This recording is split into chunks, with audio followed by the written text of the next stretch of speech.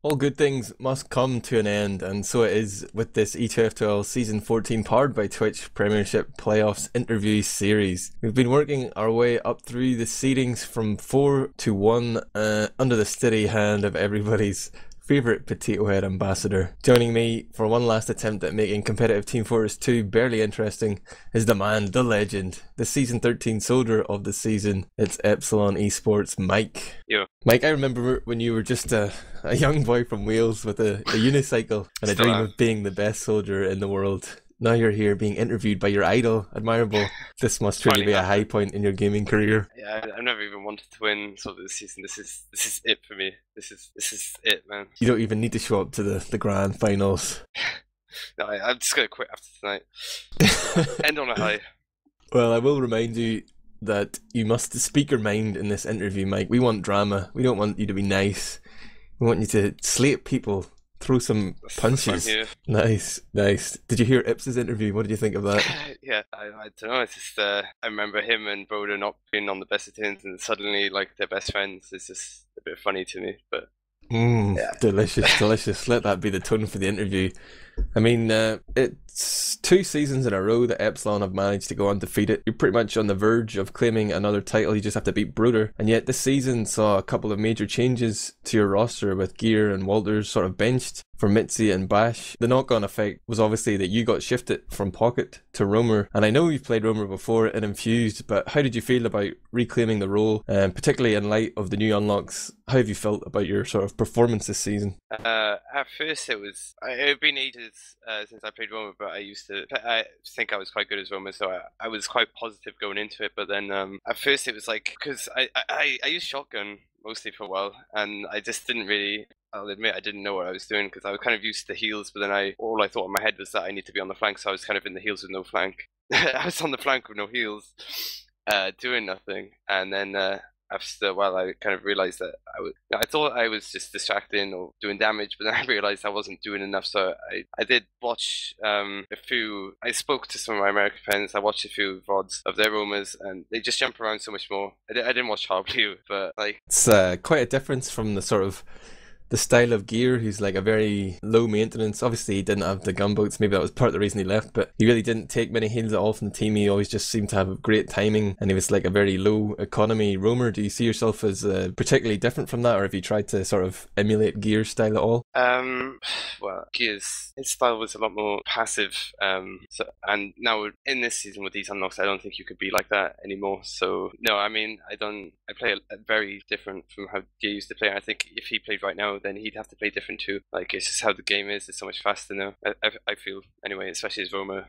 Has that been a change for the better? Are you happy with the unlocks this season? Yeah, this season has been a lot more fun. Like, I remember playing Roamer before. It was very passive, but it was okay back then. But if I'd had to still play like that now, it would just get mundane and repetitive. So yeah, it's this unlocks is such a it's a really good idea. Let's move forward, really. Yeah, well, let me flip it up on you then. I asked you about your performance. How well do you think Mitzi has been filling your sizable shoes on Pocket? Did you offer him any like pearls of wisdom there, or did you just let him do his own thing? Well, it was like I found out like halfway through the season that this is the first time he's actually played a season of TF2. Like, I thought he'd played before, like ages ago, but he hasn't. He's always been a backup. So at first it was hard. I think I found it hard to play because I was like, oh, if only I could be pocketing, it'd be so much easier.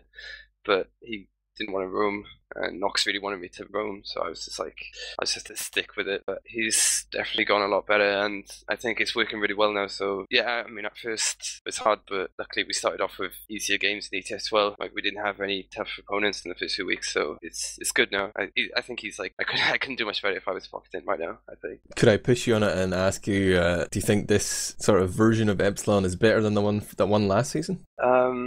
After playing with Vultures again recently, I mean, he's actually been doing pretty good, especially now since he started practicing again. But like, it's a lot better with Bash. I'm not sure if that's because Bash is better than Walters, but Stefan and Walters are both aggressive scouts. And before we used to have Stefan pocketing, and he wasn't really. He doesn't even. It's not his heart, he doesn't want to do it really. But Bash just loves it. So it's a lot better this format with Stefan aggressive and Bash defensive. So in that aspect, it's a lot better. But I wouldn't say there's much difference between me and Mitzi, because even when Mitzi's been away and tried gear at Merking for us as Pocket, and it's been just as good. So I think between the three of us, it doesn't really matter. But overall, the team's better than it was last season, I'd say. Well, like, help me out here a bit, Michael. I mean, I'm struggling with a question. Why is it that Epsilon never lose? I mean, can you put your finger on why exactly you've been the dominant team in Europe since I-46? Even though you've changed rosters, is it just you've got a better system than everybody else, or is everybody else terrible? I don't know. It's like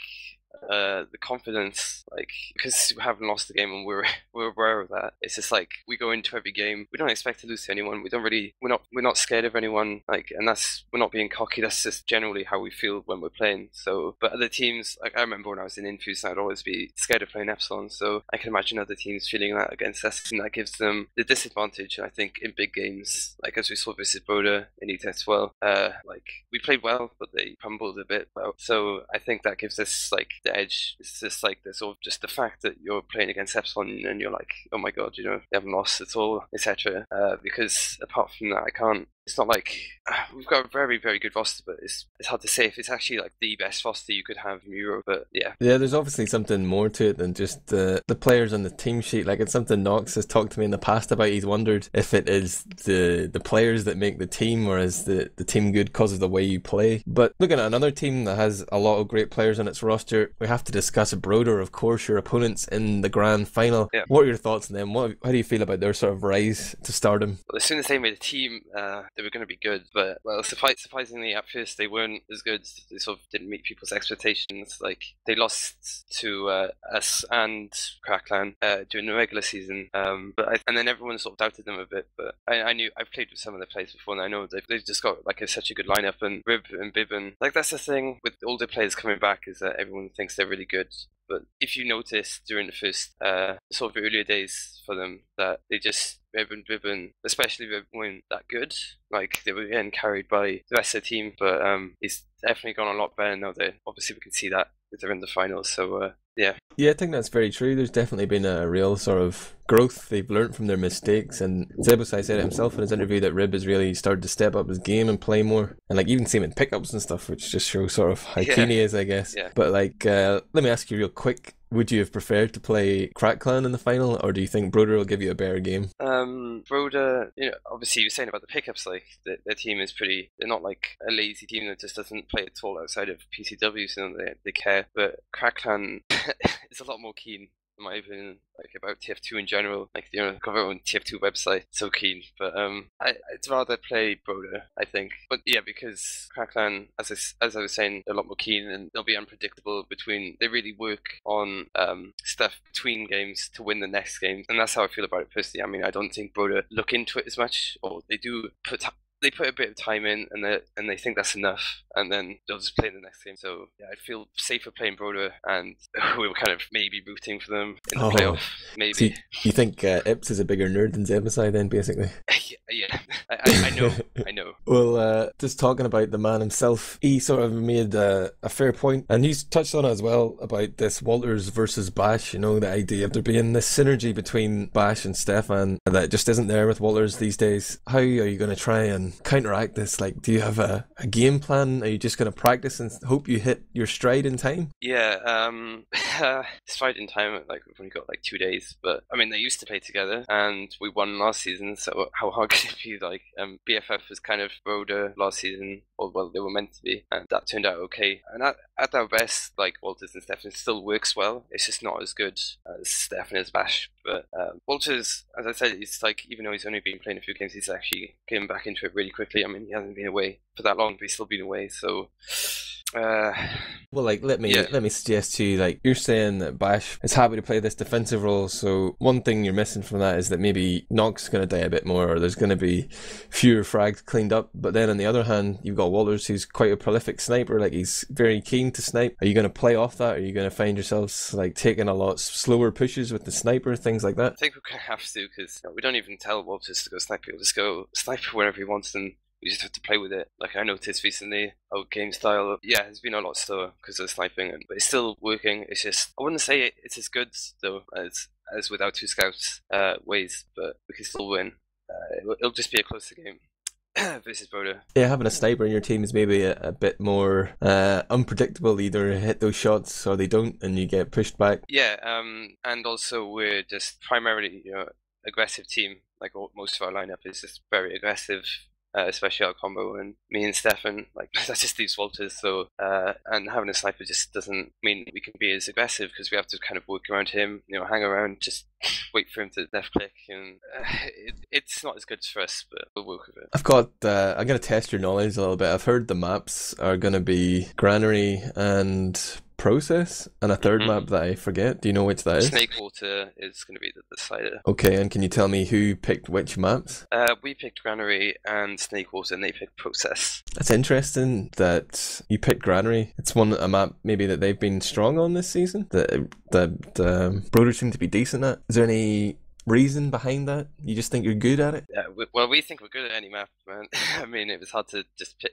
Honestly, it was hard for us to pick the maps apart from Process because we feel pretty good on all of them. But in the Granary week, when we played PCWs, not the last 2 weeks, played Granary and just got 5 O's. So it was just like, even though we hardly played it, it was just like, oh yeah, this is easy. And we knew we were good on that map, but I guess it's because we played it less and we played Badlands more. So obviously we had a few worse results on Badlands, but that's probably simply just because we played it more, and that would happen if we played Granary too. Well, I mean, like, consider, thinking back to the season, Epsilon BFF, we saw Cadis outrolling Numlocked all the time on Granary. You guys adapted a little bit to sort of play a slower middle, but equally then we saw Rib in the playoffs just rolling out faster than Cadis and shutting him down and denying teams that aren't able to compete there. Is that something you're worried about, that you might even have middles lost before you get there? Are you going to just hold on to with a Sentry, Mike?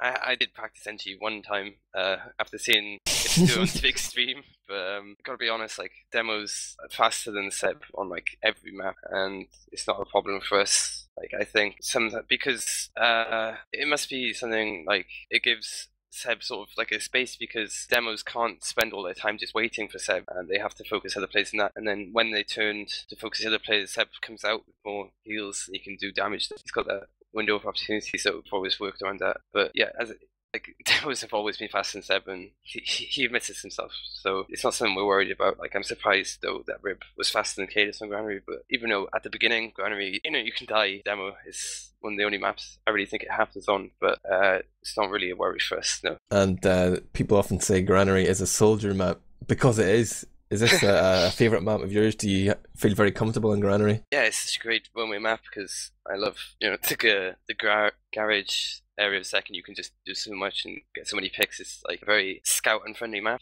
because of the height advantage on middles and obviously the tight spaces of the second. So yeah, I'm feeling very good on this map. Did you have any say in the map picks, or was it up to Nox and Seb to sort that out? We all had a say because we just finished our games, and then Seb was like, I'm going to speak to Seb. Numlocked was said to Seb because he wanted to sort it out straight away after hearing that the maps would be picked on the night, and Seb was just like, no, let's not do that. So we were all on Mumble, and he was like, oh, what map do you think we should pick first, etc. So yeah, everyone had to say in it, and I think obviously Granary must be our best choice if everyone wants to play it. Is that just because you're lazy bastards then? You were like, yeah, we don't want to practice 5 maps, give us 3. Well, we couldn't really pick 5 maps, but yeah.